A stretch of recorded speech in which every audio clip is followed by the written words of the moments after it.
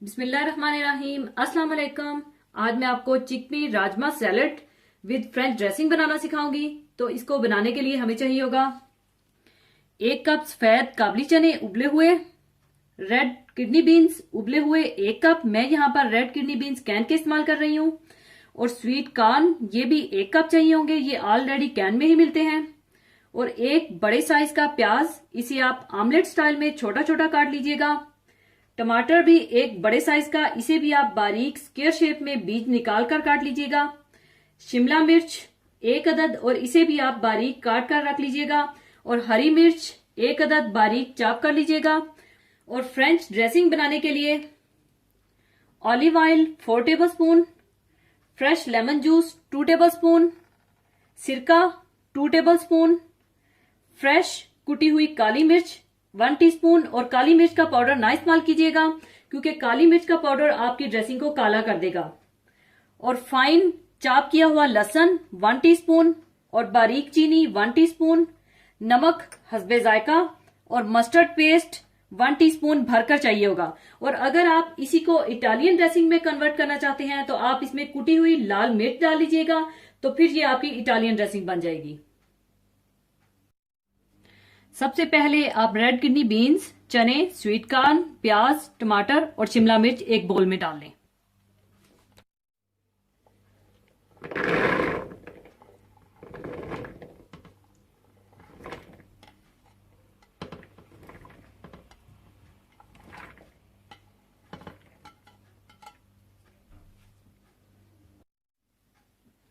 और साथ ही आप इसमें हरी मिर्चें भी डाल दें और इसे अच्छी तरह से मिला लें।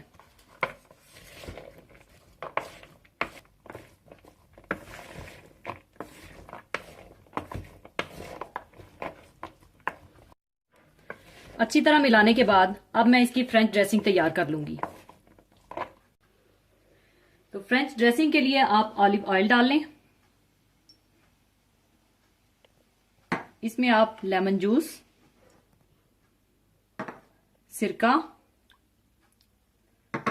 कुटी हुई काली मिर्चें, नमक, चीनी, चॉप किया हुआ लहसुन और मस्टर्ड पेस्ट डाल लें और अच्छी तरह से मिला लें।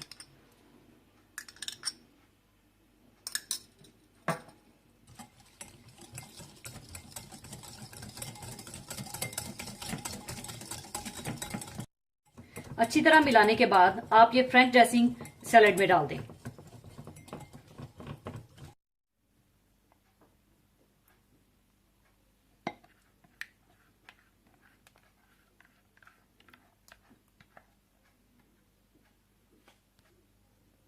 अब आप फ्रेंच ड्रेसिंग को अच्छी तरह सैलेड में मिक्स कर लें।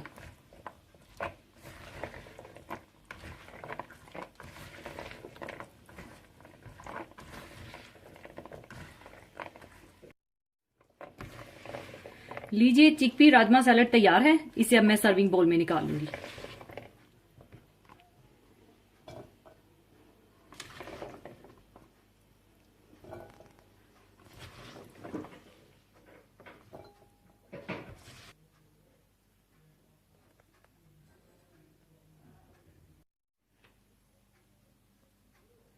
लीजिए, चिकपी राजमा सैलेड तैयार है।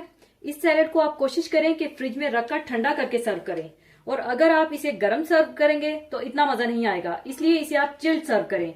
जरूर बनाइएगा। और जाने से पहले एक हदीसे पाक शेयर करना चाहूंगी। हदीसे पाक इस तरह से है। हजरत उमर बिन औफ रजी अल्लाह ताला अन्हो से रवायत है कि रसूलुल्लाह सल्लल्लाहु अलैहि वसल्लम ने फरमाया, दीने इस्लाम जब शुरू हुआ तो वो अजनबी यानी लोगों के लिए अजनबी था। बस मुबारक हो गुरबा अजनबियों के लिए। और ये वो लोग हैं कि मेरे बाद जब लोग मेरी सुन्नत में बिगाड़ पैदा कर देंगे तो ये इसकी इस्लाह की कोशिश करेंगे। रसूल अकरम सल्लल्लाहु अलैहि वसल्लम के इरशाद का हासिल ये है कि जब इस्लाम की दावत का आगाज हुआ था और अल्लाह ताला के हुक्म से आप सल्लल्लाहु अलैहि वसल्लम ने अहले मक्का के सामने इस्लाम पेश किया था, तो इसकी तालीम, इसके अकायद, इसके अमाल और इसका निज़ाम जिंदगी लोगों के लिए बिल्कुल नामानूस और अजनबी था। और वो इस वक्त ऐसे गरीबुल वतन परदेसी की तरह था जिसका कोई जानने पहचानने वाला और कोई इसकी बात पूछने वाला ना हो। फिर रफ्ता रफ्ता ये सूरत हाल बदलती गई और लोग इससे मानूस होते रहे और इसको अपनाते रहे, यहाँ तक कि एक वक्त आया कि पहले मदीना मुनव्वरा के लोगों ने इज्तिमाई तौर पर इसको सीने से लगाया। उसके बाद जल्द ही पूरे जजीरा अरब ने इसको अपना लिया। फिर दुनिया के दूसरे मुल्कों ने भी इसको खुशामदीद कहा और इसको आम मकबूलियत हासिल हुई। लेकिन जिस तरह पिछली उम्मतों में बिगाड़ आया, ये उम्मत भी राह रास्त से हट गई। अकायद, इबादात, मुआमलात, माशरत, इखलाक, हर शोबे में नबी की तालीमात छोड़कर अपने मनमाने तरीकों को इख्तियार किया और गैरों की इत्तबा में लग गई।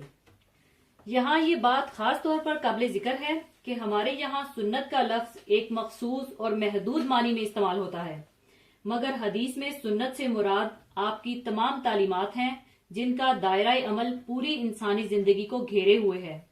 बिलाशुबा हम भी इसी दौर में सांस ले रहे हैं जबकि उम्मत राह रास्त से हट चुकी है, बिगाड़ अपनी हदों को छू रहा है। उम्मत की गालिब अक्सरियत दीन की बुनियादी तालीमात से बेखबर है, नमाज, रोजा, ज़कात जैसे बुनियादी अरकान को भी छोड़े हुए हैं। खरीदो फरोख्त में हलालो हराम की कोई परवाह नहीं है। झूठे मुकदमात और झूठी गवाही आम है। उलमाए हक की तादाद ना होने के बराबर है। उलमाए सो हर तरफ छाए हुए हैं जो मालो जाह के चक्कर में सादा लोग मुसलमानों को दीन की सही सच्ची तालीमात से दूर रस्मों और रवाजों में फंसाए हुए हैं। ऐसी सूरत हाल के मौके पर अपनी जिम्मेदारी को पहचानना और अल्लाह और इसके रसूल की तालीमात पर न सिर्फ खुद अमल करना बल्कि उम्मत की इस्लाह की फिक्र कोशिश करना, यकीनन अपने आप को इन्हीं गरीबों में शामिल करना है जिनको नबी करीम सल्लल्लाहु अलैहि वसल्लम ने खुशखबरी दी है। अल्लाह ताला हम सब को इस गिरोह में शामिल होने की तौफीक दे, आमीन।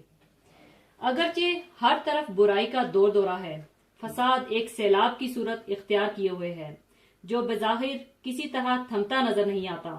मामलात बद से बदतर सूरत हाल इख्तियार करते जा रहे हैं। भलाई और बेहतरी की तवक्का भी खुशफहमी नजर आती है। अब राह निजात राह फरार ही है। गोशा नशीनी ही में आफियत नजर आती है। नाउमीदी और मायूसी इंसान पर तारी होने लगती है। लेकिन नबी करीम सल्लल्लाहु अलैहि वसल्लम का फरमान हमें दावत अमल दे रहा है, दीन के चाहने वालों को जद्दोजहद और अमल की तरफ बुला रहा है। इसका मकसद हर मुसलमान को इस बात के लिए तैयार करना है कि वो इन अजनबियों में शामिल होने के लिए जद्दोजहद करे। हर शख्स अपनी अपनी जगह और अपनी हैसियत में जो कुछ कर सकता है वो कर गुजरे। हर मुसलमान जवान हो या बूढ़ा, अमीर हो या गरीब, पढ़ा लिखा हो या अनपढ़, दीन की जरूरी वाकफियत हासिल करे और दीन पर चले और अपनी ताकत और हिम्मत के मुताबिक दूसरों में भी इसके लिए मेहनत और कोशिश करे।